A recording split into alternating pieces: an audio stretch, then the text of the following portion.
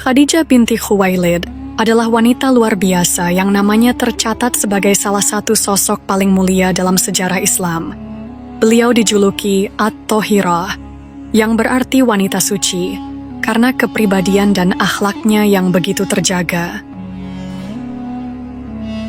Sebagai istri, Khadijah bukan hanya pendamping setia Rasulullah SAW, tetapi juga sahabat sejati, pelindung, dan pendukung utama dalam perjuangannya. Keimanan dan keteguhan hatinya tak tergoyahkan, bahkan di saat-saat paling sulit. Pengorbanannya begitu besar hingga beliau rela menyerahkan seluruh harta dan tenaganya demi dakwah Islam sejak awal.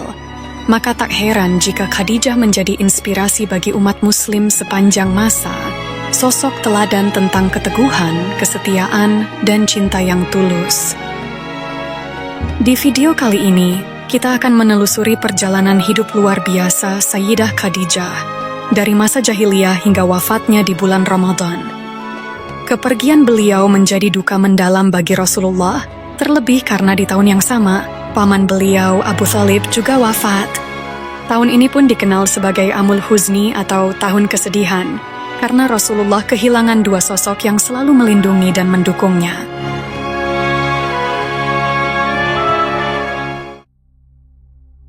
Khadijah binti Khuwailid lahir pada tahun 556 Masehi, sekitar 15 tahun sebelum peristiwa Tahun Gajah.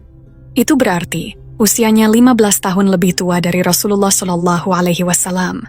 Beliau berasal dari keluarga terpandang di suku Quraisy. Ayahnya, Khuwailid bin Asad, dikenal sebagai seorang saudagar kaya sekaligus pemimpin yang disegani. Dengan latar belakang seperti itu, tak heran jika Khadijah tumbuh menjadi sosok perempuan yang cerdas, mandiri, dan berwibawa. Ibunya, Fatimah binti Zaidah, juga berasal dari keluarga terpandang di Mekah. Bisa dibilang Khadijah lahir di tengah keluarga yang memiliki nama besar, kekayaan, dan status sosial yang tinggi. Namun, meskipun berasal dari kalangan bangsawan, Khadijah tetap dikenal sebagai pribadi yang rendah hati, bijaksana, dan penuh kasih sayang. Kekayaan dan kedudukannya tak membuatnya sombong, justru semakin mengokohkan ketulusan dan kebijaksanaannya dalam berinteraksi dengan orang-orang di sekitarnya. Sebelum Islam datang, gaya hidup wanita-wanita Quraisy jauh dari nilai kesopanan. Mereka berdandan berlebihan, mengenakan pakaian minim, bahkan tak segan berlenggak-lenggok dan bernyanyi di hadapan para pria tanpa rasa malu. Yang lebih mencengangkan, ada kebiasaan di mana wanita Quraisy melakukan tawaf mengelilingi Ka'bah dalam keadaan telanjang. Mereka hanya menutupi bagian depan tubuhnya dengan rambut yang dibiarkan terurai. Tak hanya itu, sistem pernikahan di masa jahiliyah pun kacau, jauh dari aturan dan norma yang jelas. Di masa jahiliyah, jika seorang wanita sudah cukup umur untuk menikah tetapi belum menemukan jodoh, ia akan menancapkan bendera di depan rumahnya. Tanda ini memberi sinyal bahwa siapa saja boleh masuk. Lalu, datanglah para pria, satu persatu, bahkan bisa sampai 10 orang. Mereka berkumpul dan bergaul dengan wanita tersebut tanpa adanya ikatan pernikahan. Jika wanita itu hamil, mereka tidak tahu siapa ayah dari bayinya. Solusinya, mereka memanggil seorang dukun untuk menentukan ayah si bayi. Sang dukun akan mengamati wajah bayi yang lahir, lalu mencocokkannya dengan para pria yang hadir. Setelah itu, ia menunjuk salah satu dari mereka dan berkata, "Inilah ayahnya." Dan siapapun yang ditunjuk, mau tidak mau harus menerima bayi itu sebagai anaknya. Begitulah aturan aneh yang berlaku saat itu. Di tengah lingkungan Quraisy yang penuh dengan budaya jahiliyah, Khadijah justru berbeda. Beliau tidak pernah menyembah berhala, tidak ikut pesta pora, apalagi melakukan hal-hal yang bertentangan dengan moral. Sejak sebelum Islam datang, Sayyidah Khadijah sudah dikenal sebagai wanita yang suci dan terhormat. Karena itulah, orang-orang menjulukinya At-Thahirah, yang berarti wanita suci. Selain menjaga kesuciannya, Sayyidah Khadijah juga dikenal sebagai sosok yang cerdas dalam berbisnis. Beliau bukan wanita biasa. Khadijah adalah seorang pengusaha sukses dengan jaringan dagang yang luar biasa besar.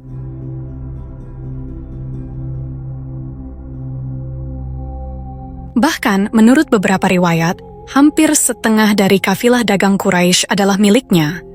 Itu artinya, beliau memiliki kekayaan yang luar biasa dan peran penting dalam dunia perdagangan. Karena statusnya sebagai wanita terpandang dan janda kaya, banyak pria Quraisy datang melamar. Tidak hanya dari kalangan muda, tetapi juga yang sudah berumur dan memiliki kedudukan tinggi. Mereka rela menunggu kesempatan untuk bisa menikah dengannya. Namun, yang luar biasa adalah Khadijah tidak tertarik dengan harta atau kedudukan mereka. Semua lamaran itu ia tolak.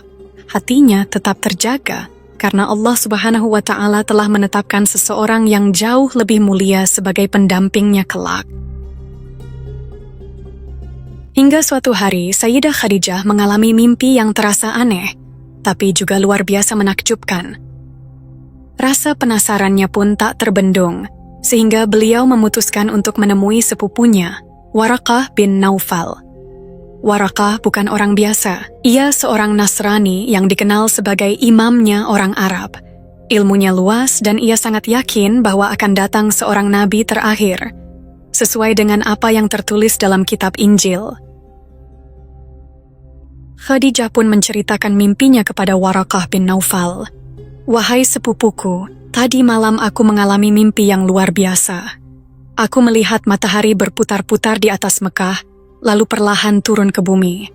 Aku terus memperhatikannya, penasaran kemana cahaya itu akan jatuh. Dan ternyata, matahari itu masuk ke dalam rumahku.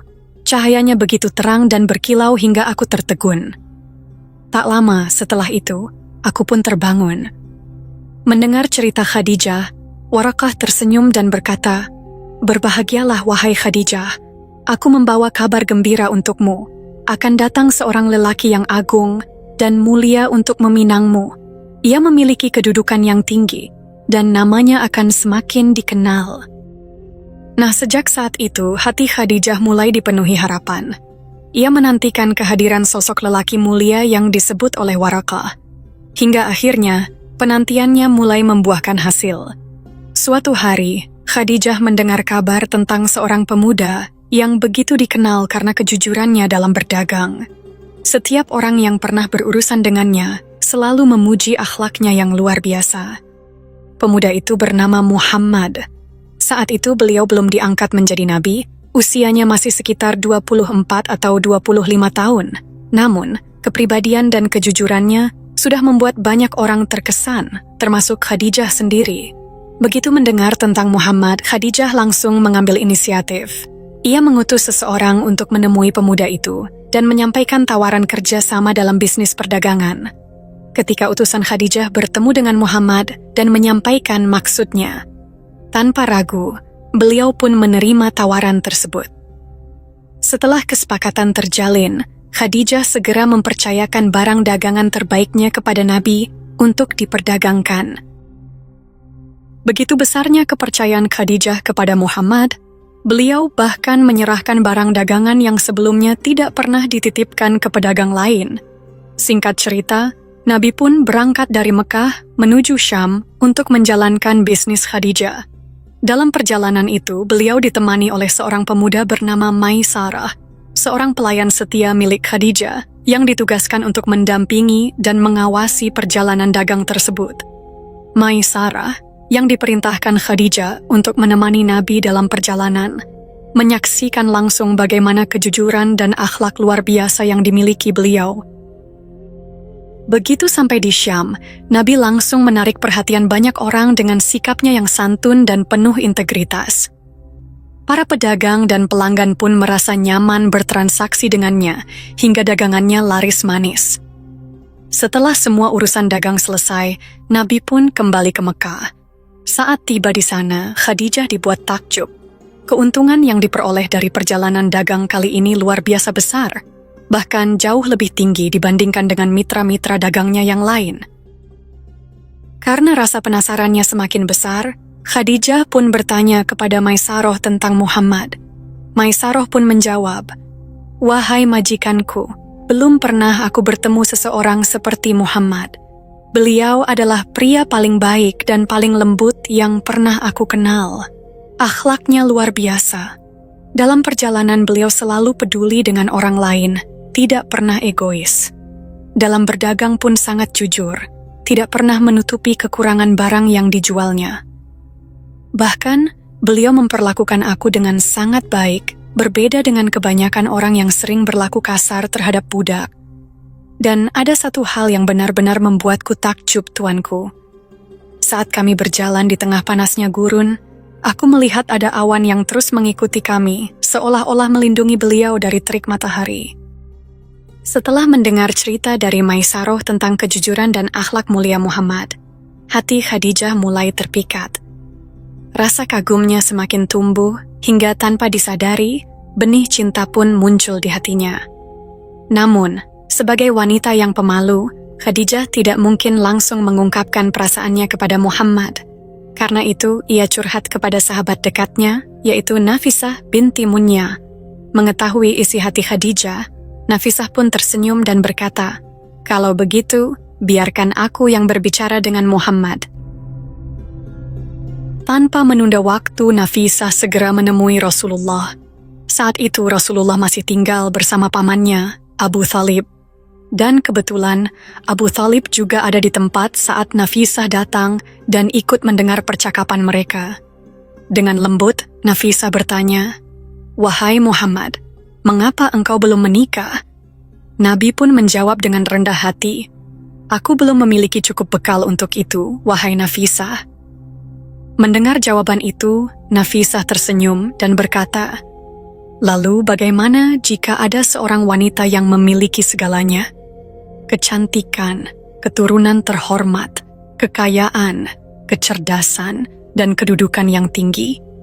Tidakkah engkau tertarik?"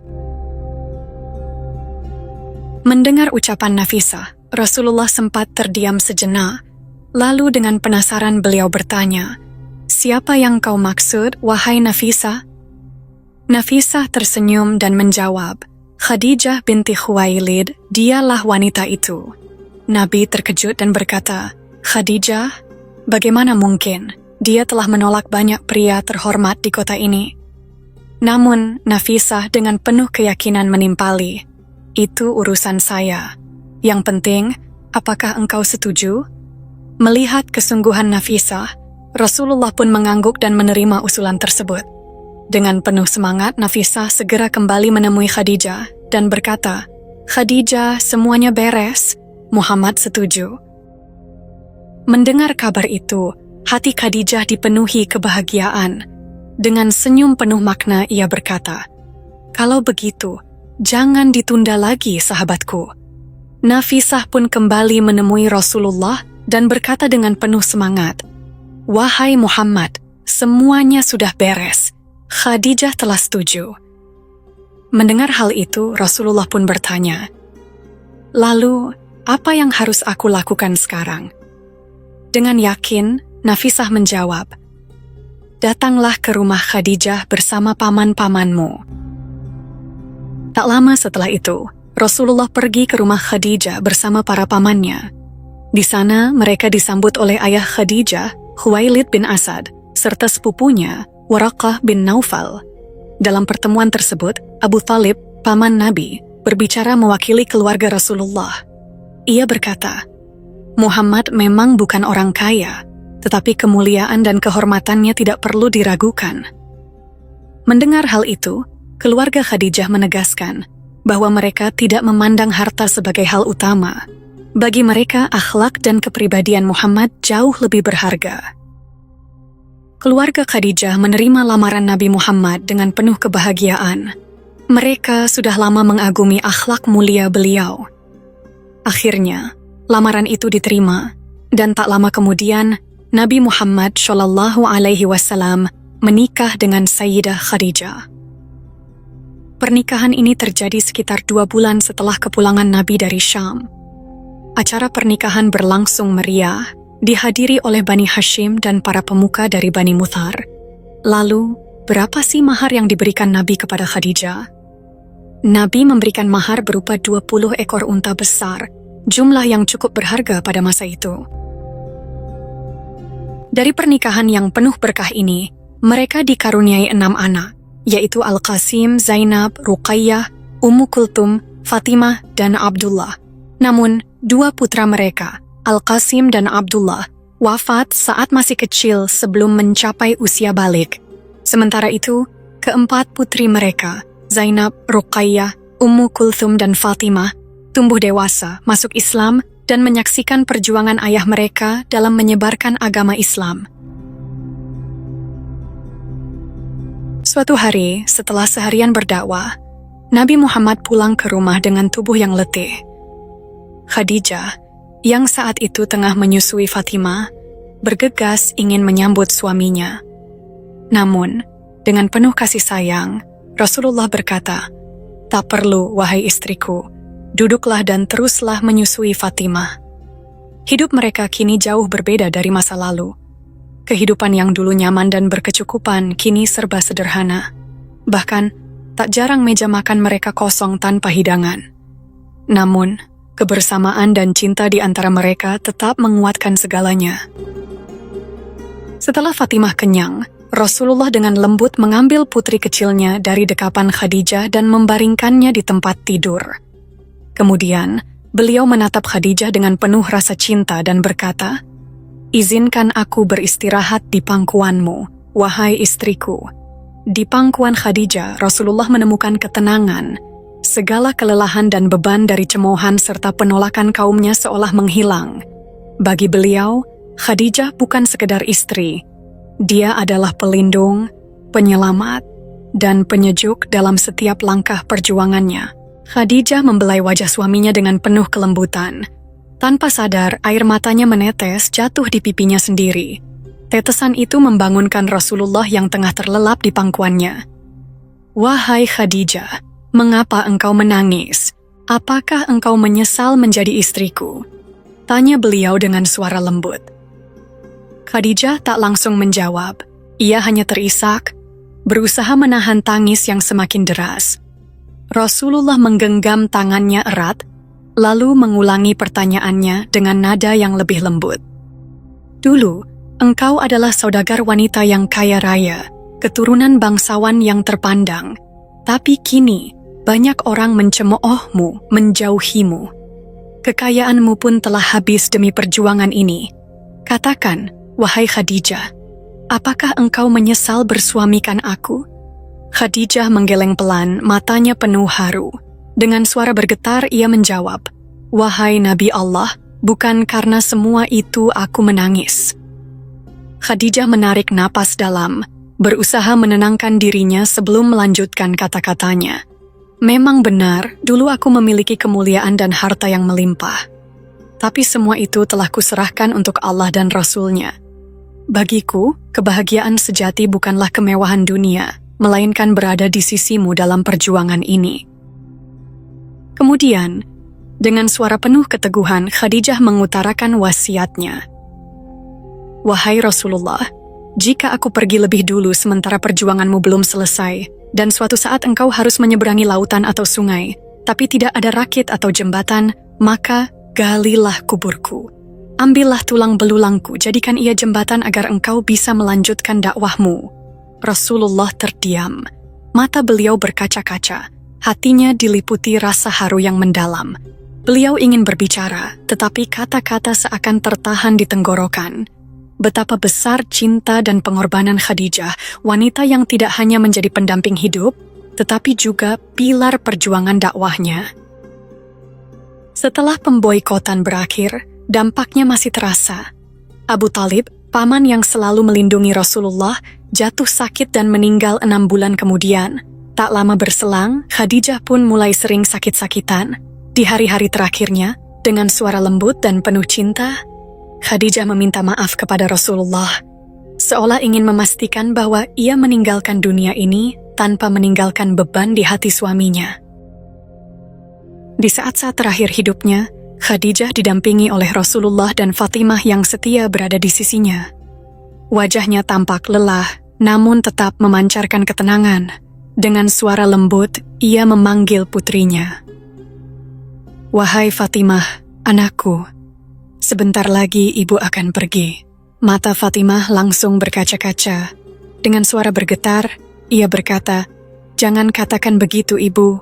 Apapun yang Ibu butuhkan, akan aku siapkan." Khadijah tersenyum, lalu dengan penuh kelembutan, ia berbisik, "Ada sesuatu yang ingin ibu minta, tapi ibu malu dan segan untuk mengatakannya kepada ayahmu. Tolong mintakan untukku." "Apa itu ibu?" tanya Fatimah. Khadijah menarik napas dalam sebelum melanjutkan. "Ibu ingin diselimuti dengan sorban ayahmu yang biasa ia pakai saat menerima wahyu. Itulah permintaan terakhirku." Rasulullah yang sejak tadi mendengar percakapan mereka segera mendekat. Dengan penuh cinta, beliau menggenggam tangan istrinya dan berkata, "Wahai Khadijah, ketahuilah bahwa Allah telah mengirim salam untukmu. Tempatmu di surga sudah dipersiapkan." Mata Khadijah berbinar, senyum tenang menghiasi wajahnya.